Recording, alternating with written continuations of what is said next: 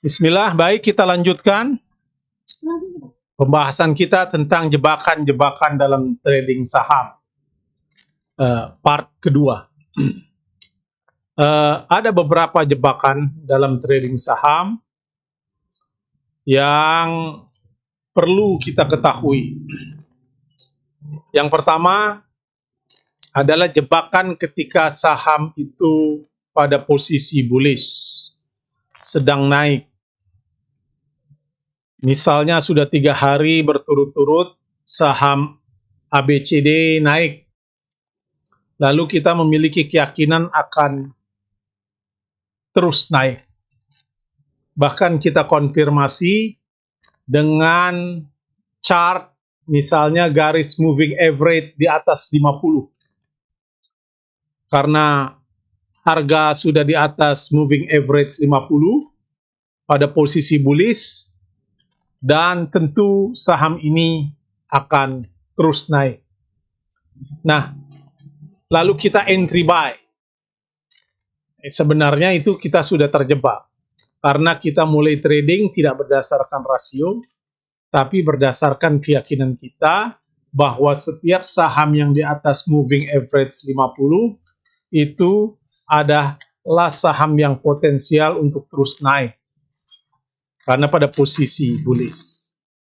Nah, itu jebakan yang pertama. Jadi jebakan ketika saham pada posisi bullish. Kita bisa lihat itu banyak orang mengukur-ukur dengan moving average 50. Kalau saham di atas itu, maka itu adalah cara yang tepat untuk entry buy. Nah, ini keliru. Kalau kita mengikuti itu, maka kita akan terjebak.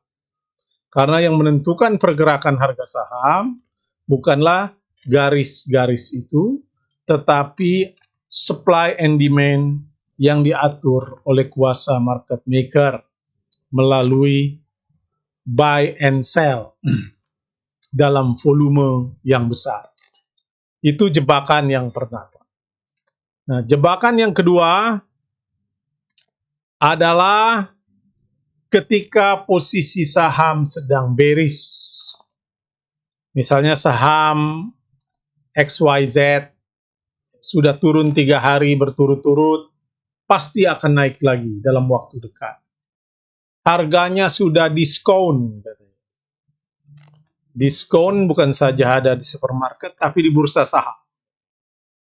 Jadi harganya sudah diskon, maka ini adalah waktu yang tepat kita untuk entry buy.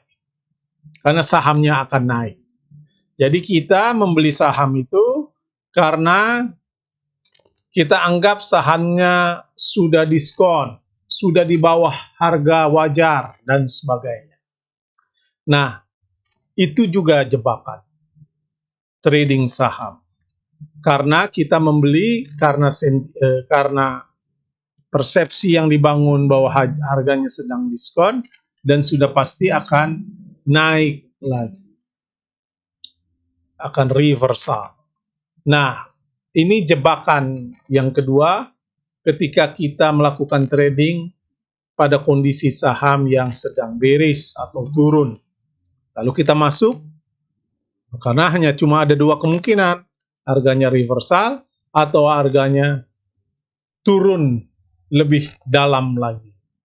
Karena kita hanya menduga-duga bahwa itu harganya sudah diskon, harganya sudah murah, dan sebagainya. Nah, itu jebakan kedua, trading saham ketika harga sedang bearish atau sedang turun. Nah, yang ketiga, berkait dengan emotional trading. Membiarkan emosi kita mempengaruhi keputusan trading, dapat mengakibatkan kerugian yang besar. Memang di dalam trading ketika kita turun muncul secara emosional untuk melakukan revenge, balas dendam ya. Kalau kita masuk kemudian harganya turun, bahkan sebagian melakukan cut loss, itu tersimpan dalam memori kita, suatu saat kita akan revenge saham tersebut. Nah, itu berarti emosi kita mempengaruhi keputusan trading kita. Nah, oleh karena itu kita harus menjaga rasionalitas kita dalam trading, bahwa kita hanya akan entry buy ketika konfirmasi, misalnya dengan pendekatan critical thinking, kita lihat kondisi sahamnya pada posisi apa, bullish dan bearish, bagaimana akumulasi dan distribusi asing, kalau kepemilikan saham itu dikendalikan oleh kuasa market maker asing, apa indikatornya kepemilikan sahamnya, misalnya asing di atas 50%.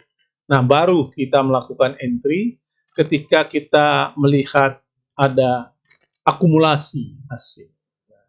Seperti ini tentu adalah sebuah pilihan rasional. Nah, yang berbahaya ketika rasionalitas kita dibajak oleh emosi, kita trading tidak lagi berdasarkan pendekatan yang kritis, hanya sekedar gambling, sell ya, atau buy gitu.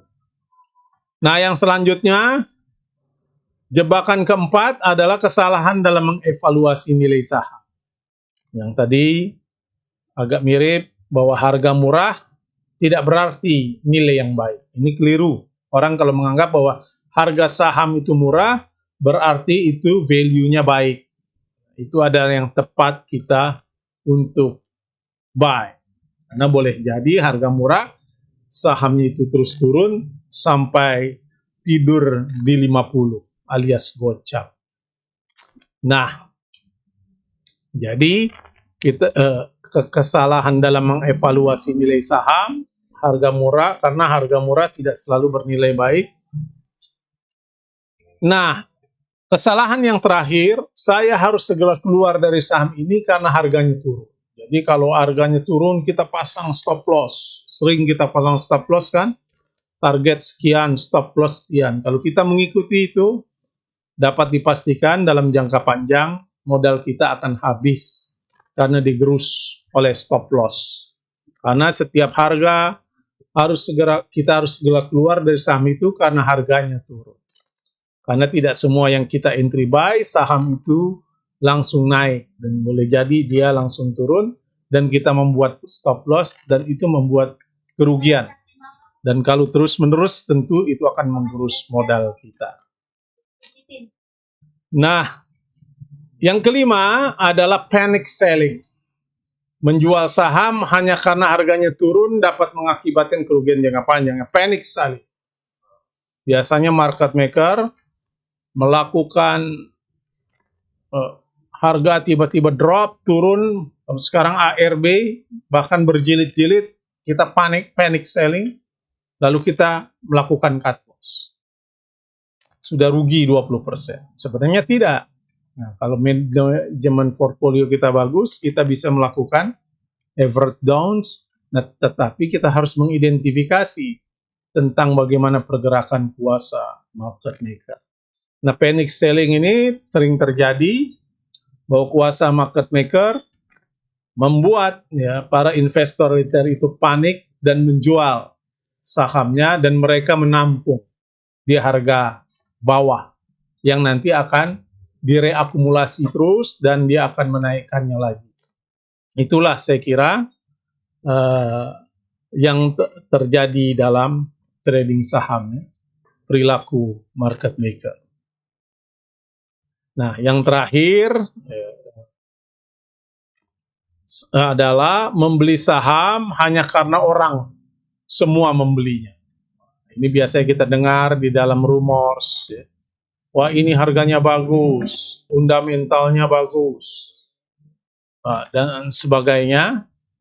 Nah, lalu orang membelinya, lalu kita ikut-ikutan membeli. Nah, ini kita terjebak pada rumors, dan itu adalah jebakan dalam trading saham. Mengapa? Karena kita tidak membuat keputusan yang bijak sendiri, tapi kita mengikuti apa yang orang katakan. Nah, itulah sederet dari jebakan-jebakan trading saham yang terjadi ya di dalam stock market. Silakan Anda kasih komentar untuk bisa kita buat video-video yang menarik di dalam trading saham berikutnya. Terima kasih.